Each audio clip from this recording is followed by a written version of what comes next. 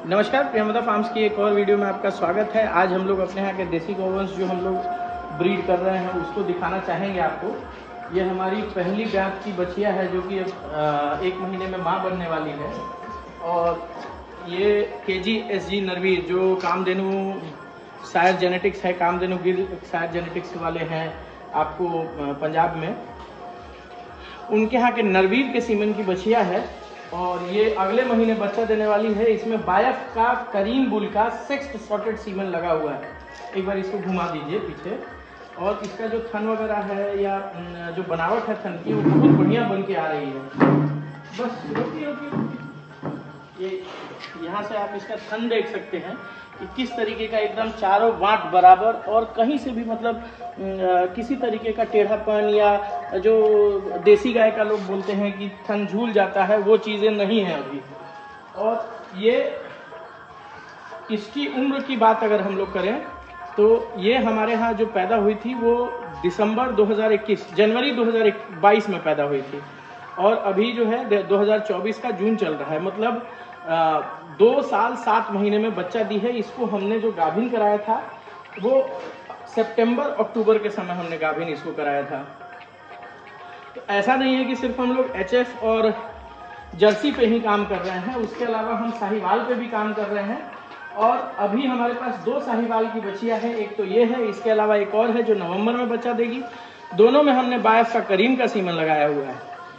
और इसके लिए सेकेंड राउंड के लिए हमने 21083 करके सैक का एक बुल है, उसके सीमन स्ट्रॉ को कहा है मंगाने के लिए। सेक्स्ट अभी उसका ख़त्म है और नॉर्मल मैंने उसके 100 स्ट्रॉ मंगाए हैं ताकि मेरे गांव में बाकी लोग को भी 70 रुपये में बढ़िया साहिवाल के नस्ल का बच्चा मिल सके। और अपने लिए मैंने सेक्स्ट सीमन 10 ऑर्डर किया है, जो कि इस साल इस पे और इसकी जो एक और इसकी मतलब इसकी बहन की बेटी है उसमें वो लगाएंगे। तो अभी इस साल हमारे पास 2 बायफ करीम के बच्चे आएंगे सेक्स्ट सीमन से, और इन दोनों में फिर हम लोग सेक्स्ट सीमन ही लगाएंगे। तो हमारे पास अगले साल फिर 2 बछिया आ जाएगी जो कि सैग 21083 की होगी। उसका रिकॉर्ड, उसके फादर की रिकॉर्ड की बात करें तो उसके फादर का रिकॉर्ड 6000 लीटर के करीब का है और उसकी मदर का रिकॉर्ड 6200 लीटर के करीब का है। तो हम लोग जो उम्मीद कर रहे हैं कि वो जो बच्चा आएगा वो 4-4500 लीटर पहले लैक्टेशन में उसको करना चाहिए, या एटलीस्ट 3000-3500 लीटर के करीब वो दूध करेगी। और उसका फैट भी जो है वो 4.5% से ज़्यादा होगा। तो सिर्फ जो है HF और साहिवाल, HF और जर्सी ही हम लोग नहीं कर रहे हैं, हम लोग इस तरीके की साहिवाल भी तैयार कर रहे हैं। इस तरीके की साहिवाल को भी हम लोग प्रिपेयर कर रहे हैं, क्योंकि ब्रीड जो है बनाने में बहुत मेहनत और बहुत समय लगता है। खास करके देसी गाय में आपको इसका ब्रीड करने में काफ़ी समय लगता है। इसकी बछिया 2.5 साल पौने 3 साल लेती है पहला बार बच्चा देने में। और ऐसे लगाने के लिए लोग 14 महीने में भी कर देते हैं, 15 महीने में भी कर देते हैं, लेकिन हम लोग 19-20 महीने में ही करते हैं, उससे पहले नहीं करते हैं, ताकि उसकी बॉडी पूरी तरीके से फुल्ली ग्रो कर जाए, उसके बाद ही उसको हम लोग ये करें। और जहाँ तक इसके गलकम्बल वगैरह को आप देखेंगे तो ये देखिए कितना झुलाव है इसमें। ये यहाँ इतना खूब सारा इसका यहाँ गलकम्बल पे झुलाव है। तिल जो है इसका काफ़ी बड़ा है, थोड़ा सर ऊपर कीजिए।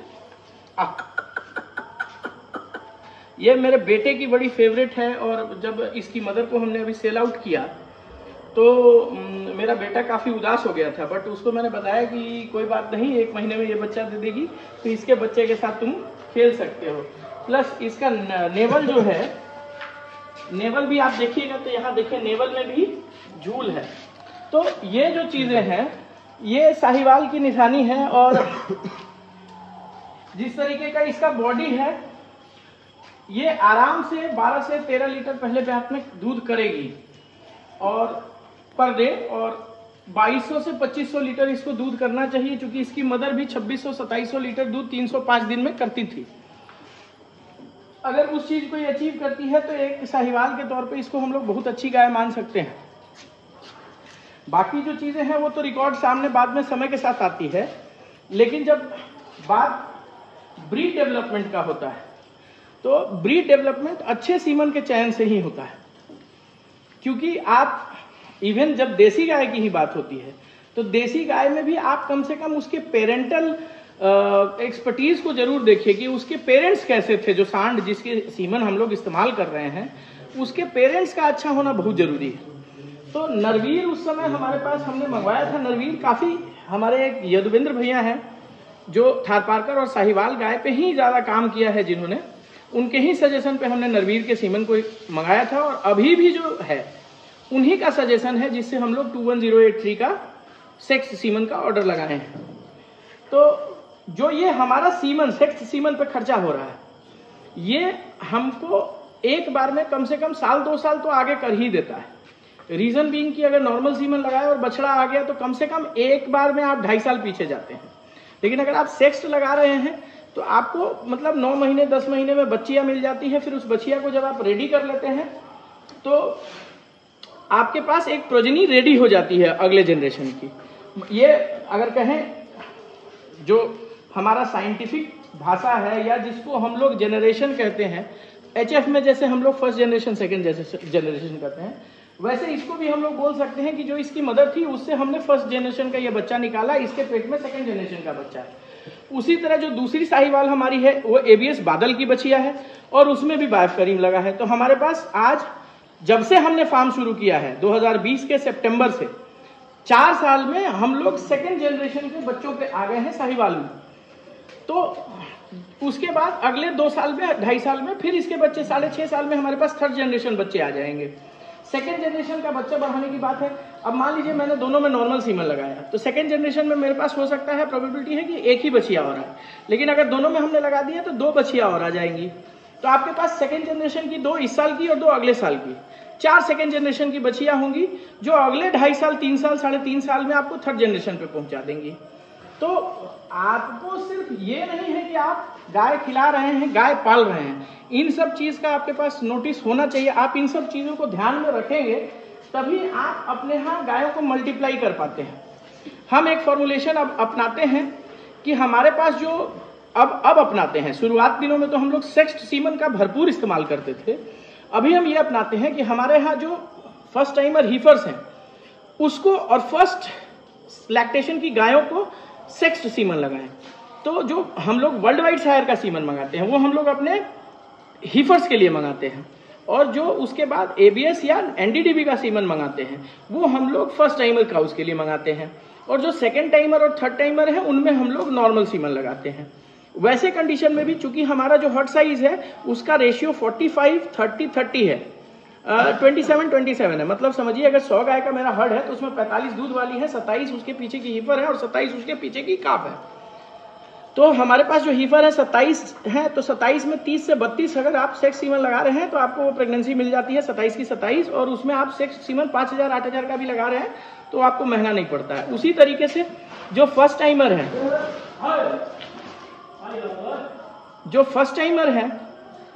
उसमें आप जब 1000-1500 का लगाते हैं तो वो भी गाय जो है वो सेकंड जनरेशन की तैयार होती है, मतलब उसके जो बच्चे आते हैं वो सेकंड जनरेशन में आते हैं, और फिर आप उसमें लगाते हैं जब वर्ल्ड वाइड शायर का तो थर्ड जनरेशन हो जाती है। तो हम लोग ऑलरेडी अभी फर्स्ट जनरेशन के बच्चों से दूध ले रहे हैं। फर्स्ट जनरेशन का 6-7-8 बच्चा इस साल पे बच्चा दे रहा है, तो और एम्ब्रियो हमारे पास 6 हैं, तो 15-16 बच्चे तो हमारे कंफर्म है जो सेकंड जनरेशन अबव के हैं। एक हमारी माडेरी वाली है, उसका 6th-7th जनरेशन की बछिया है, तो उसे जो बच्चा आएगा वो 7th जनरेशन का हो जाएगा। तो 2 अपने पास 7th जनरेशन की है, एक तो इस साल जो उसकी बच्ची है और जो एक अगले साल पैदा होगी उसमें ABS अरमड़ा का हमने सेक्स सीमन लगाया हुआ है। उसके बाद जितनी भी हैमर के हमारे बच्चे हैं 6 और जिग का एक बच्चा है उसमें फिर हम एक बार और सेक्स सीमन लगाएंगे, तो अगले साल उनके भी 7 बच्चे सेकंड जनरेशन में आएंगे, प्लस जो हमारी अभी प्रोजनी में 15-16 बच्चियां हैं उनके बच्चे भी सेकंड जनरेशन में बच्चा देंगे, और उसमें 4 ऐसी ग्रिफ की बछिया और 4 ग्रिफ की बछिया वो थर्ड जनरेशन में आ जाएगी, बच्चा देगी। और उसके बाद ये जो ABS स्पाइक के 2-3 गाय हैं उसमें भी 2 में हमने सेक्स सीमन लगा रखा है, तो वो भी हमारी सेकंड जनरेशन में आ जाएंगी। तो अगले इस साल जो बच्चे हो रहे हैं वो ऑलमोस्ट सारे के सारे सेकंड जनरेशन वाले होंगे या 7th-8th जनरेशन के होंगे। तो कुल मिला के हमारा जनरेशन जो है 4 साल में हम फर्स्ट से सेकंड जनरेशन पे आ गए, इसलिए क्योंकि हमने पहले साल से सेक्स सीमन का इस्तेमाल किया। अब अगर हम सेक्स सीमन का कम भी इस्तेमाल करते हैं तो हमारा हर साल उस हिसाब से बढ़ता रहेगा। ये तो काफी डिटेल हमने सेक्स सीमन पे आपको बता दिया। बाकी जो है आपको मैंने अपनी साहिवाल भी दिखा दी और ये भी बताया कि हम लोग सिर्फ किन गायों पे, सिर्फ विदेशी गायों पे ही नहीं कर रहे हैं ब्रीडिंग, हम देसी गायों पे भी कर रहे हैं। और आने वाले 3-4 साल में हमारे पास देसी गायों का भी 50 गाय 100 गाय का फार्म होगा।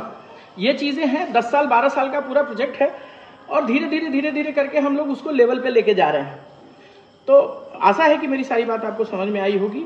इस वीडियो को लाइक, सब्सक्राइब और शेयर जरूर करिए, चूंकि देसी गाय के बारे में ज़्यादा हमने इसमें इन्फॉर्मेशन दी है।